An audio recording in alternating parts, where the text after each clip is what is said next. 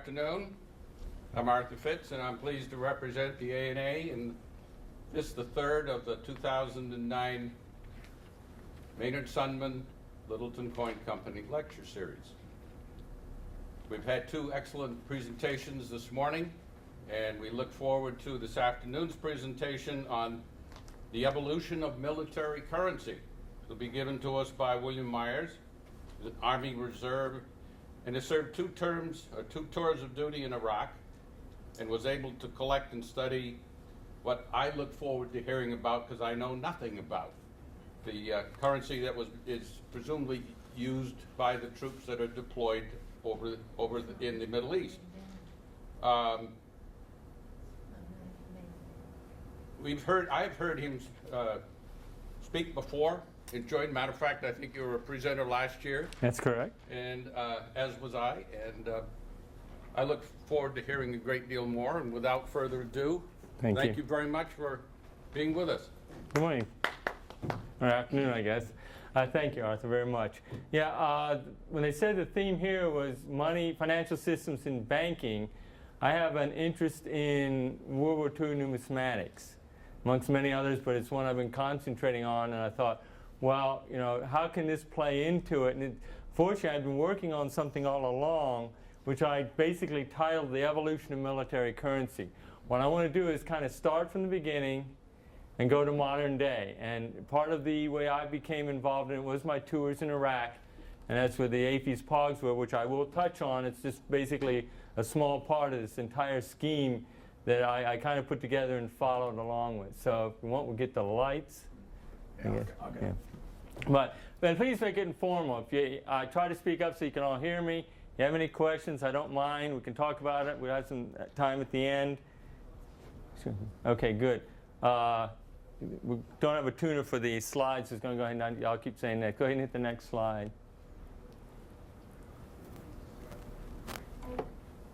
Oh, there we go. Okay, well, just basically the military. The military's always been a very integral component of great civilizations. They had to defend the territory against others, defend the population, the possessions, but then they were also an aggressive force. They attained property, people, which became slaves and possessions and territory. So they became, as societies evolved, a more and more important component of the society. Next. And it's basically, the initial military started out as civilians, the citizens. Citizens of the community, when there was a threat, would get together, fight it, and then go back to what they were doing. Then they developed a militia, which kind of, they're a group of people who were designated to do this, but they weren't active doing it until a threat came and they were called up. Then we actually got organized forces. You actually saw organized military. And then it actually became an occupation and a career. So the military evolved from just a couple of people getting together to try to defend each other to a point where you actually had a paid, organized force, and people got into it as a total career. Next. Starting out, you have to pay people. If you're going to make it a career and a job, you have to pay them. Well, the initial way soldiers were paid was just the spoils of war. Whenever they went into an area of town, whatever they could handle, they could carry was theirs.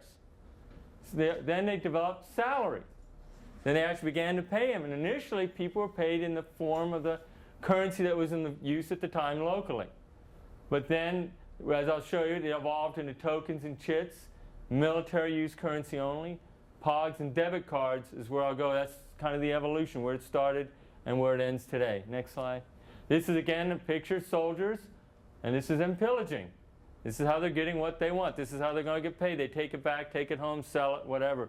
But that's how the original salary was right there. It just took what you wanted or who you wanted. Next. Now, in terms of money related to the military, they can be used for the military use only. Very restrictive. There is money for occupation forces, liberation forces, for internees, for prisoners of war. Next. I'm not talking about those. I'm just going to basically touch on money issued by the military for the military. So it's not to have a civilian use, because this is a huge, broad category, and I'll show you there's entire books on it. So we just want to touch on just this one little component right here, which is big enough as it is. Next. Basically, how do we go back? Well, I mean, the Romans have a great history, the Greeks and the Romans, in armies and conquering and defending. So it goes back. And the Romans had many campaigns that took them very, very far away. But even if they're far away, the soldiers still had to be paid. They couldn't put it in their bank at home. They had to be paid. Shipping coins is not practical or safe because the distances were vast. The routes were not guarded. They were not safe to transport precious metals that far. So the legions had their own mint, and they actually struck coins during the campaign. So it actually load them up, follow. And a lot of these campaigns were sieges. I think so. They would sit there and they would make their own coins to pay the soldiers because sometimes they were gone for a year or two. Of course, these coins, though, they did make their way into regular commerce. Yes, they were used to pay the military, but there was no military exchange or any places specifically, but they could do it. So these coins eventually went into circulation, but they were really the earliest form of money to get into into commerce, but they used to trade just basically for the soldiers. Basically, legionary coins of Mark Antony were found in Pompeii and Herculaneum. So it was buried with the Vesuvius. They were buried for hundreds of years. Well, they found these coins in there, so it was kind of a time capsule, but at the time this Herculaneum and Pompeii were buried, it was 100 years after its defeat. So coins he issued 100 years earlier were still in circulation. Next slide. David Klinger, if you ever go to his blog site, he calls these ancient coins MPC, military payment coins. That's what he calls it. He feels that this is the earliest one. It's what's on his site, so it's what he says. Roman denarius minted to pay Roman legions in Spain, so 82 to 81 BC. He's credited as the oldest one. I think this is one of these things where we can do a lot of research can be done. We'll probably never come up with a true first answer, but this is the one he feels is the first. Next. The one more commonly associated with it and has an obvious military issuance is Roman legions of Mark Antony. It was formed in the late 4th century BC. The number of the legions fluctuated on what was happening. A lot of threats, lots of legions. When they didn't, they had less. They numbered them according to the sequence of formation. They were formed and disbanded. So you may see a legion with a number, then it's disbanded, another one's made, and it's got the number again as time went on. And many of these actually had names. Next. And Mark Antony, 41 to 30 BC, he had legions 1 to 30, but 24 to 30 are considered forgeries. But he had about 60 sentries, each sentry being 100 men, so that's 6,000 per legion. Antony and Cleopatra were ultimately defeated by Octavian at Actium in 31 BC. But he did issue quite a few coins to his legions in various battles at his time. And then, as we all know, he and Cleopatra ultimately committed suicide in 30 BC. But this is one of the more common coins, and they were made for each individual legion. This one here is the 3rd legion. You see the Aquila, which is the eagle between the two standards. You have the eagle. And here you see LEG 3. So this coin was minted to pay the soldiers of the 3rd Legion. So specifically for the military. It was not a civilian issue. Of course, they spent it in the civilian area, but it was a military issue. Next. And this is just the other side. Basically, if you translate, this is what it stands for, but it's the second triumvirate of Antony, Octavian, and Lepidus. So it's a triumvirate, and that's the reverse. So again, they're trying to say they're working together at the same time they're fighting each other. Next. Now, after that, we move forward 18 to 1900 years. Not much really happened in that time frame until the Civil War. In the U.S. Civil War, we had sutlers. A sutler was a vendor of provisions and luxury goods. He had things like tobacco, candy, dried fruit, liquor, even writing materials, and he followed the army. Back then, the army, you know, they clothed you, they housed you, and they fed you. End of story. That's all. And they paid you occasionally. But they didn't do much, so they had these items that they wanted. I mean, they were out in the fields, and there was no town to run into many times. So the sutlers took that up. They followed the army. Now, the thing about it, the pay was slow. It was sometimes didn't come for months. So the soldiers were without pay. Well, how do you buy things if you're without pay. The sutler, he himself, would starve as well. So he had to extend credit. Next. And what he did is you would come up to him and you would get X amount of dollars in tokens. And it would be his tokens. Now, after you got those tokens, he sat down with the paymaster. And he had a receipt that you'd signed for those, let's say, $3 in tokens. So when the money finally arrived to pay the unit, the first thing that happened is the sutler sat down with the paymaster. And when it came up to get your pay, he was first in line. So when you came to get your pay, he would get $3 of your pay, and you got what was left over. He in turn gave you the token, which is the sutler. It has his name on it, the denomination, the unit usually. And it can only be spent on his wares. You couldn't use them anywhere else. They were limited to him. He issued them to you. You spent it on him, and he got his money back from the paymaster. They're made out of all various materials: brass, copper, German silver, white metal, nickel, bronze. I even heard paper ones have been issued. So this is kind of the first, business that actually followed, other than some families came along, and of course the camp followers that went along. But this actually was an issuance, and this money was for the soldiers to spend with the sutler because it wasn't valid anywhere. Take it to town, no one's going to use it. No one would accept it. So he had kind of a very closed business there. Go ahead, next slide. And there's a picture. You see they're out, excuse me, out there with him. He's just got a tent. He's got his wares for sale. And the soldiers come up and they buy it. Next. Now I'm just going to touch on each of these areas. Obviously, I'm not going to touch on every sutler token because there are so many of them, and that in and of itself is books are written about it. But I'm going to talk about the New York First Mounted Rifles.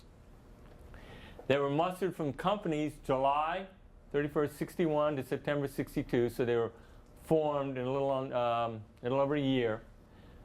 They have a huge list of engagements. It's on an 8.5, 11 piece of paper. It's almost 2 pages long.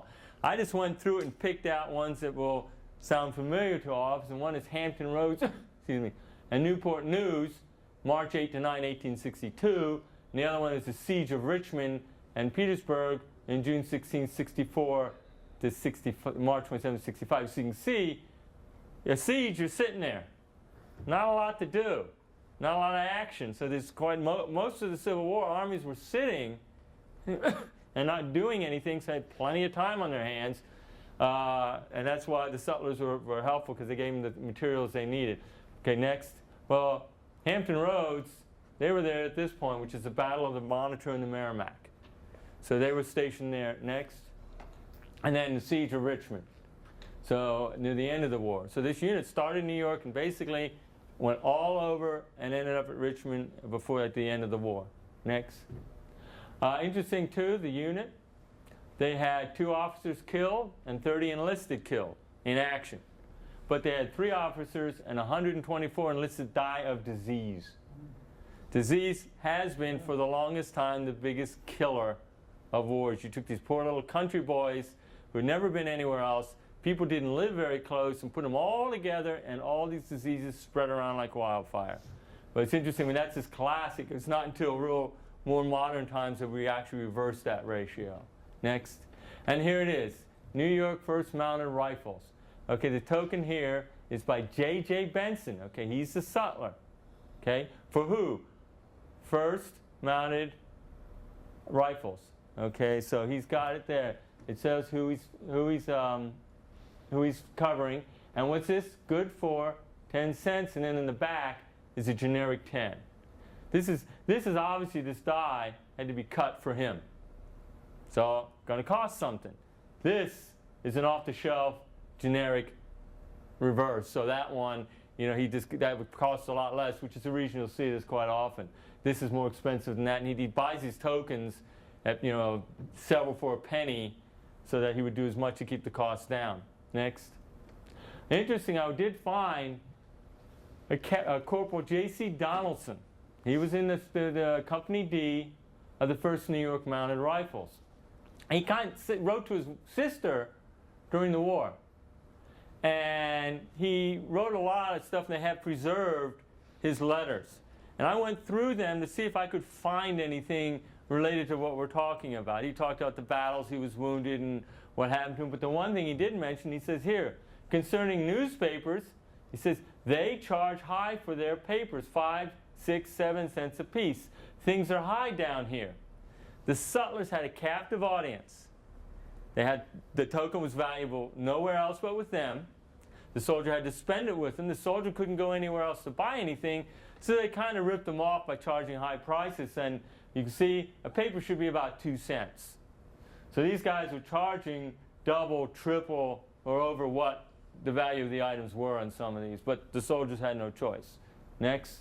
He also notes, this is 1863, and I quoted, he's the one who spelled it like this, I buy my butter here for 35 cents per pound. Okay? Well, 1830 to 1860, I found out in Kentucky, butter went for 6 to 8 cents a pound. So you can see that obviously, one, there was a lot of inflation. This is 63.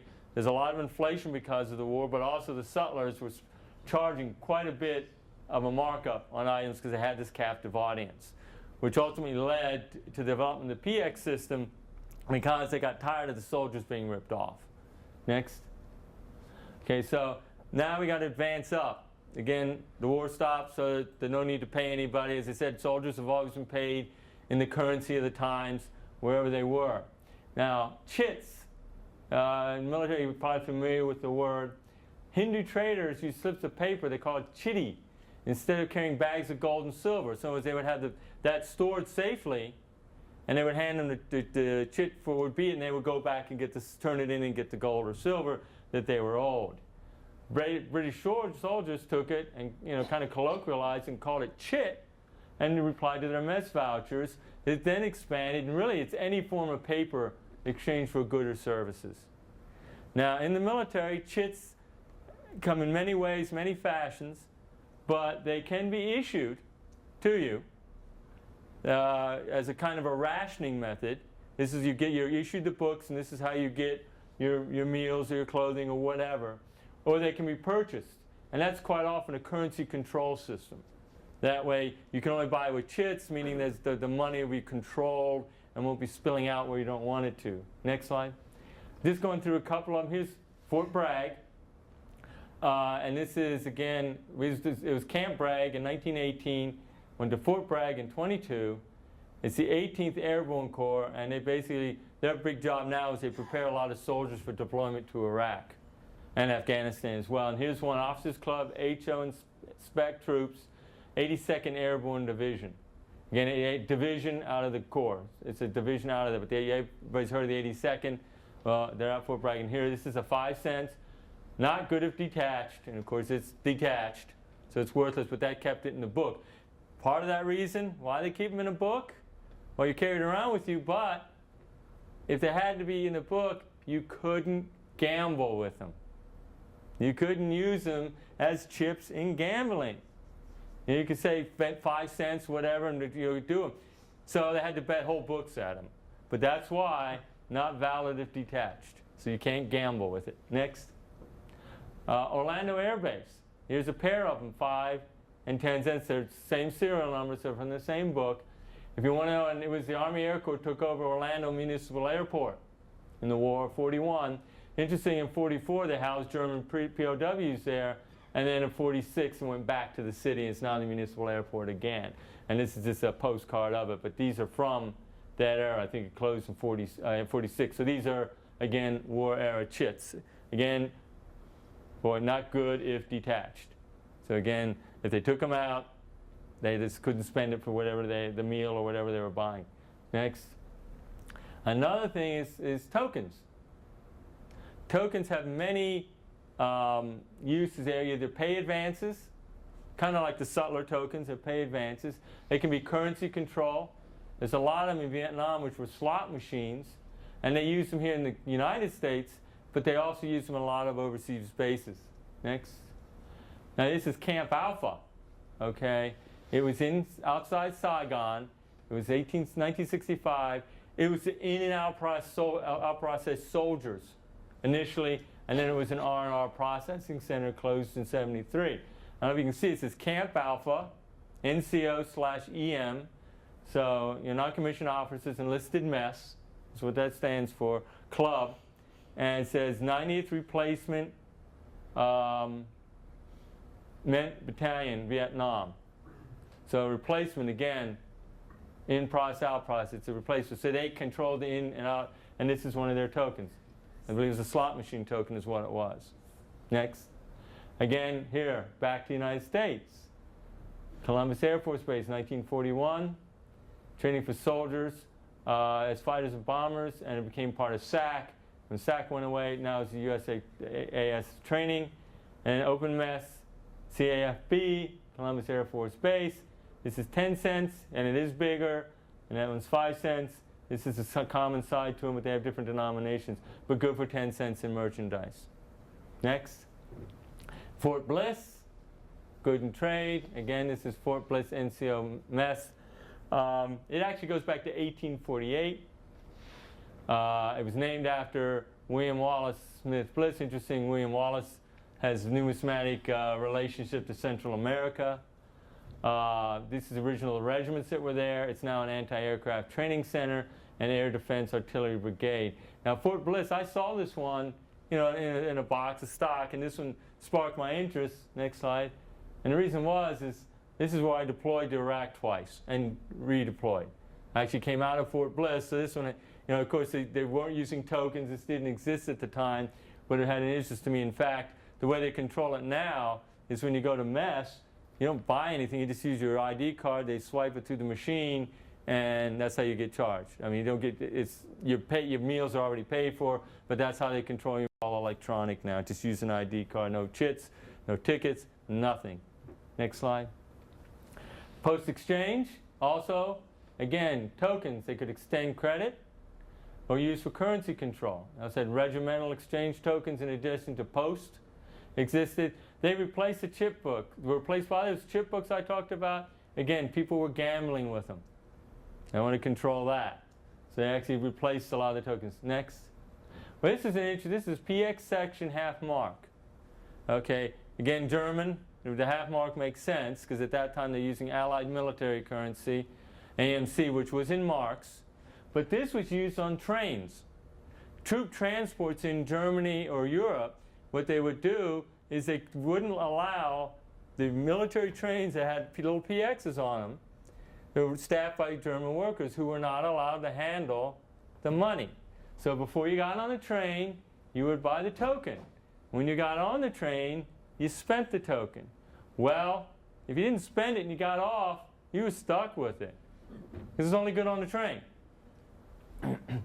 And this is a Camp Check, post-exchange, Camp Williams. This is in Wisconsin.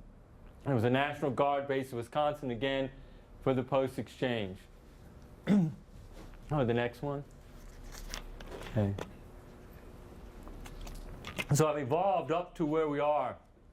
And you kind of see that the one area I kind of skipped over was World War I. I've really never seen anything specifically related to that, but World War II has a large number of issues.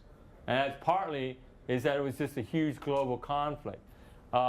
Basically, any issues for the military, they were not legal tender in the country of issue, and they were not legal tender in the home country. You couldn't spend them there. Any military issues. This was a large part to cut down on black market activities and control inflation. Next. And I go through some of these are the issues I'm going to be talking about. We'll go in each individual one. You can see there's quite a few. And these are just the issues for military to use for the military. It's nothing to do with what the civilians were using. Next. Basically, German auxiliary payment certificates, much easier to say than this. They gave it to German soldiers in occupied areas. They could spend them in the canteens. Well, like anything, even if you're supposed to do it and not spend it in civilian, they will leak out. Okay, well, how did they they had to entice people not to put the money in the economy, because the soldiers come and spend all this money. They're going to fight more. It's equal for the goods out there, so prices, of course, are going to go up and you have inflation. So they had a little coaxing to try to prevent that, which they were worth 10 times face value if they spent it in the military establishments or sent them home. Next slide. So they were issued in 1, 5, 10, 50 Pfennig, 1 and 2 Reichsmark. So this note if you spend it in the canteen, it's worth 2 pfennig. If you spend it at home, 20 pfennig, 10 pfennig. This was 10 pfennig. If you tried to spend it in the open market, if anybody accepted it, it would be 1 pfennig. Next. And here again, 50 pfennig, and here's 1 Reichsmark. So 10 times, that's 10 Reichsmarks. That's a pretty good bonus on your money. Next. Okay, next one I want to talk about is clearing notes. These were given to soldiers in transit. Basically, if they were going from one area, from Poland to Hungary or back to Germany, whatever, they take their local money, convert it into clearing notes, get to where they're going, and convert the clearing notes back into the local money there. So basically, they didn't take the monies out of the area, but this was allowed to transport it. And even on the back, it says use in general circulation and payment prohibited. Again, not for civilian use. Next one. And here they came in 1, 5, 10, and 50 Reichsmarks. You see this is just the front of the one. This is that description telling them where they're not allowed to use them. Next. And again, here's a 10, and here's a 50. Okay, next one.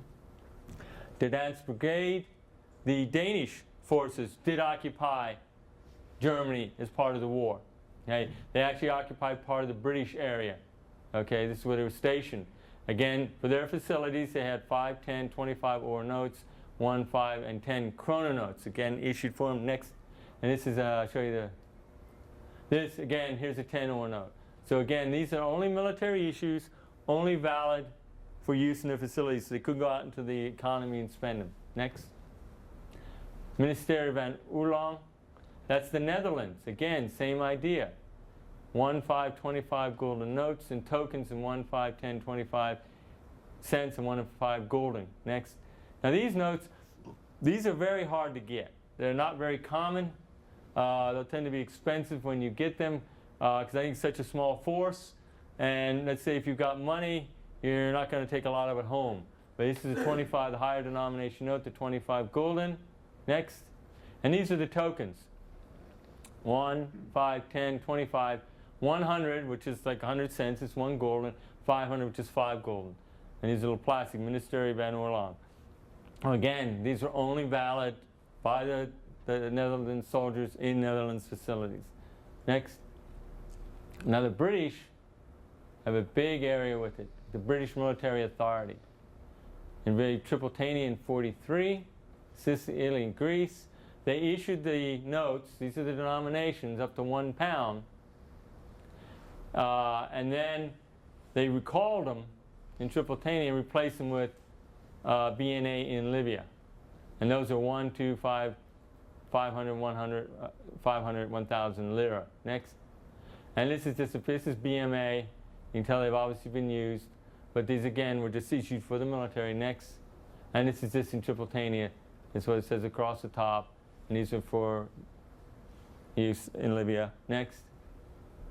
Well, after that, they replaced all of them. And AMC, Allied Military Currency, was a kind of an issue that the military did issue for release in the countries to supplement the currency. They used Japan. We had it for France. We had it for Germany. It's a whole other topic, but that's what was in circulation. But the military paid in it. The Germans were paid in it. Everybody, it was just a common currency. So they had to replace these. Now, when I touch MPC, you'll find out why. They did 6 series.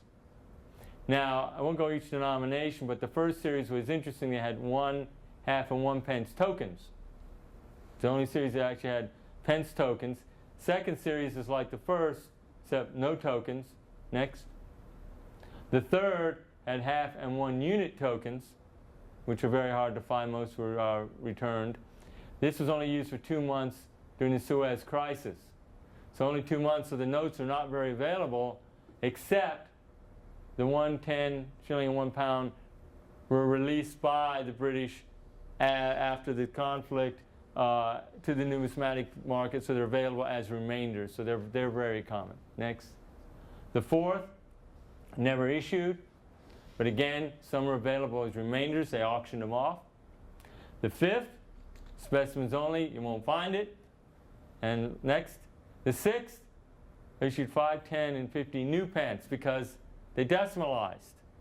So when the British went decimal for their currency at home, they had to do the same for their military. but they used the series 1 and 5 pound, second series, sorry, 1 and 5 pound. So they just used notes they already had in stock and just had to print these up. And these come with 2 different printers, Bradbury Wilkinson and TDRL. TDRL is the more uncommon of the 2. Next. And again, this is just a picture of the British notes. They come with notes down in pence, but here's the tokens, the half and the 1 token. And they're kind of a Bakelite type material, a hard fiber type material with the written on it. Next. And again, we go to the other series, is 4. Again, these are the remainders I talked about. They have holes punched in them. But because there's so many of these, they're quite available at a reasonable price. And here's the 50 pence. Again, that's new pence. So that's a new decimalization of their money. Go ahead, next one. Now, everybody's probably heard of or has military payment certificates. Kind of like when you think of military money, that's what you think about. But as you can see, it is a significant group of collectors for it, significant part. But of the whole scheme, it's actually just one component of it. And of course, being U.S. money, we're more popular in this country. Basically, again, like I said, the soldiers were paid in marks. So they could go out in the economy and spend them. That's how your pay came. Well, the Russians made German marks, and we made German marks. Well, the Russians wanted to get back at the Germans. So they made lots of them. In fact, it's much easier to find the higher denomination notes than the lower denomination, because they spent the time pumping this out. They handed it to the Russian soldiers, said go in town and spend it, because they wanted to ruin the economy. Well, through black market activities and others, U.S. soldiers got a hold of these marks. Well, at the time you could convert marks to dollars. Well, what ended up happening, they were getting the Russian marks and turning them into dollars, but the U.S. had, so it meant the U.S. was essentially giving back more dollars for marks than they had issued in marks, to the tune of $530 million. So they spent $530 more in U.S. dollars than marks they had issued. So this was a problem. It was a big problem. It was going to create inflation. It was causing the great debt in the government. So something had to be done. Okay, next slide. So I happen to have Series 100A yen. It was for Korea. Was not used very long, so they withdrew it. It wasn't needed. So they had a stockpile of notes that weren't being used. So they decided they would replace imperial yen and B yen. B yen were just like the Allied military certificates, yen we made when we occupied Japan, for use in military establishments. So you could get A yen, and you could only buy and use them in the PX. You couldn't use them on the open market. The Japanese couldn't spend them, so soldiers were paid in A yen. They either spent them to PX or they didn't spend it. They could convert them to the yen to go into town, but they couldn't convert Japanese yen into A yen or dollars. It was a one-way street, so they stopped basically the black market activities because they couldn't convert them backwards. Next. Well, it was a success. They tried something out, and it was a big success. So they said, okay, they were going to go ahead and go forward with this system to manage military finances. They created military payment certificates. So really, AN is essentially the first series of MPC. They recall them on conversion day. So what they would do is they'd issue a series of MPC. Soldiers were paid in it. That's what they could spend. Did they spend it in town? Of course they did. And people in town would have it, but they couldn't do it, so they couldn't spend it. You know, they couldn't use it, but they would take it from the soldiers. But then they would have a conversion. We go from one series to another. Very little notice, lock down the base, come in, give us your money, we'll give you new stuff. Well, the people and the civilians in town went crazy, because that meant in 24 hours, all those dollars they held that were in MPC were worthless. What are they going to do? You can give it to the soldier and have him turn it in for you. Well, you could only redeem what's for your pay grade. You couldn't have a private come in and want to turn in $10,000 in MPC. They knew something was up. So immediately, this affected the black market. It affected the soldiers selling stuff in the black market using any money. So it became very, very effective. Next. And so effective that these are all the series. 15 were issued.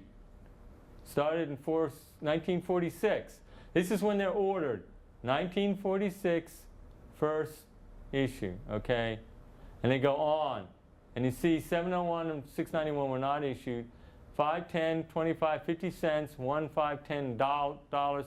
$20 started with 661. So it's quite popular, and basically 692 was our last issue. Okay, next.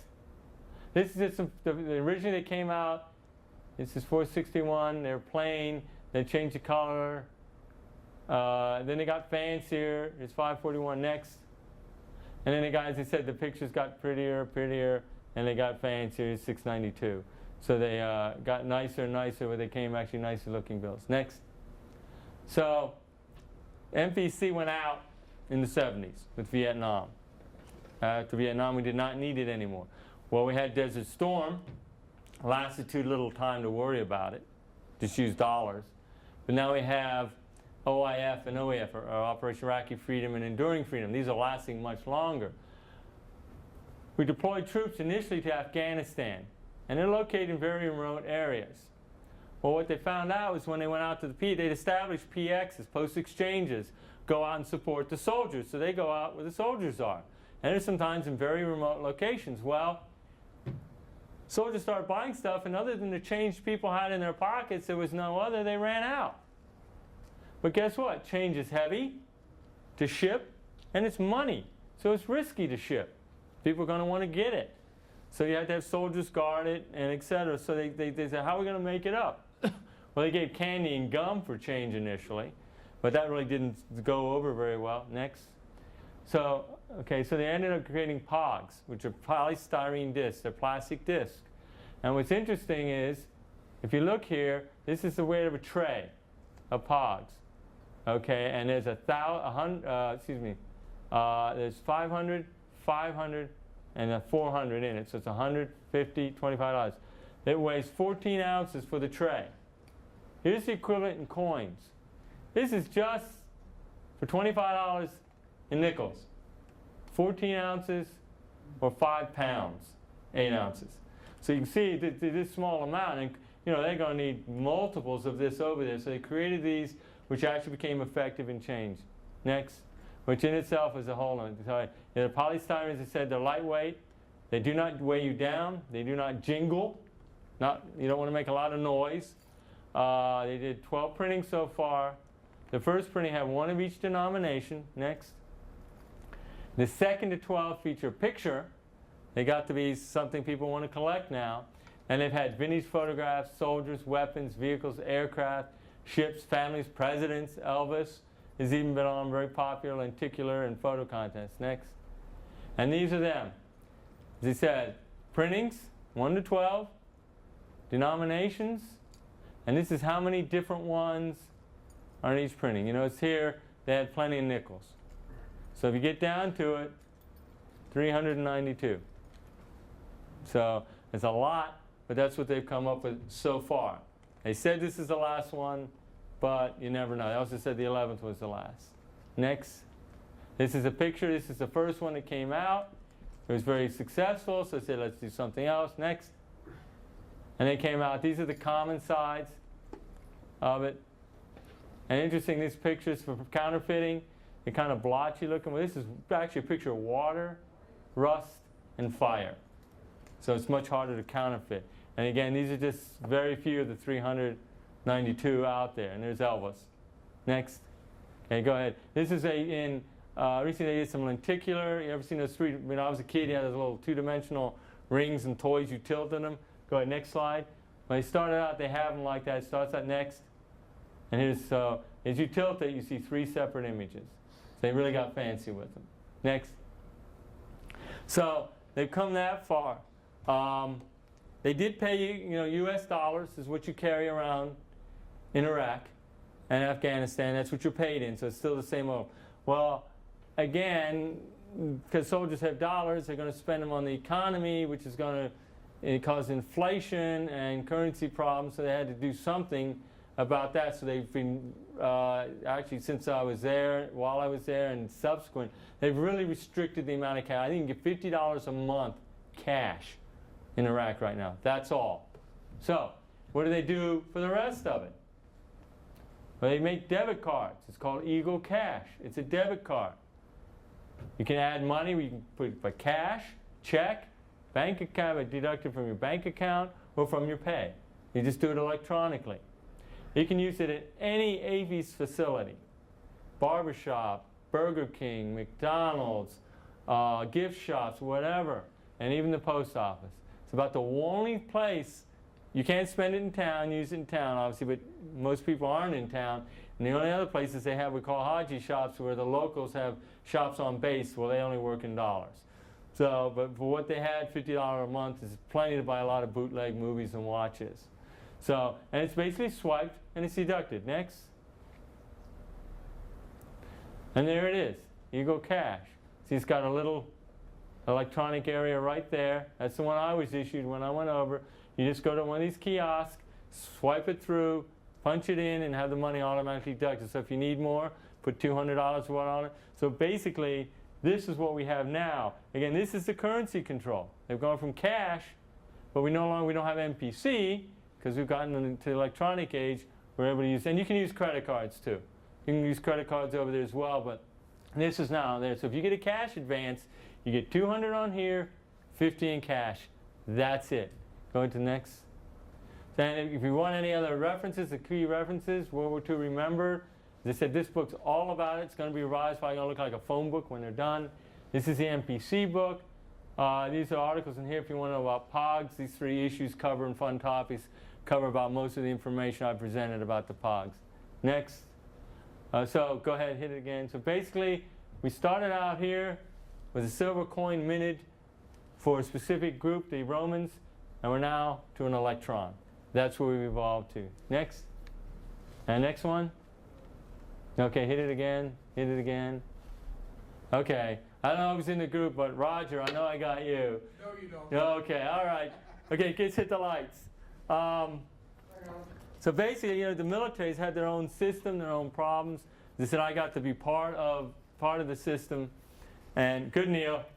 So I got to be part of it, and I was just curious how you see how far it's gone. So it's a system in itself. It's had a lot of issues with it. One thing, go ahead, hand this out. This, like anything, at least it's a talk about money. So I'm going to hand out some money. And as you see who it's valid to whoever will take it. Yeah. But basically, this, if you look at the front of this, if anybody's familiar, it's a 472 MPC in the front. Thank you. What is interesting is I kind of messed with the computer with it. Thank you. In Fort Leonard Wood, I happened to be staying there on my way to the MPC Fest, which is a whole gathering of military collectors. And I happened to be staying there. And they had museums, so anytime I'm on a military base, I've got time, I run over to the museum to see what's up. And in an MP museum, I saw this little display in the corner. I saw immediately it was these wooden things, and I looked closely and talked about MPC. Basically, the Koreans had gotten very industrious and actually took wood, they're wooden, and carved the parts to the note, the MP.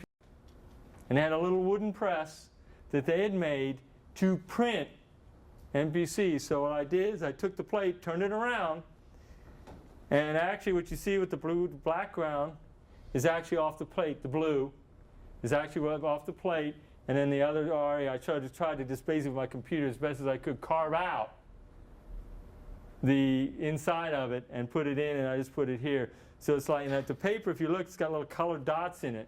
These are just actually printed in here, but in the actual MPC, the paper has planchets, which are little disc they put into the paper, again, in anti-counterfeiting. But it was interesting to see that someone had went to all the work to hand carve wooden plates to counterfeit $5. But $5 was money back then. So, any questions that anybody has, I can answer.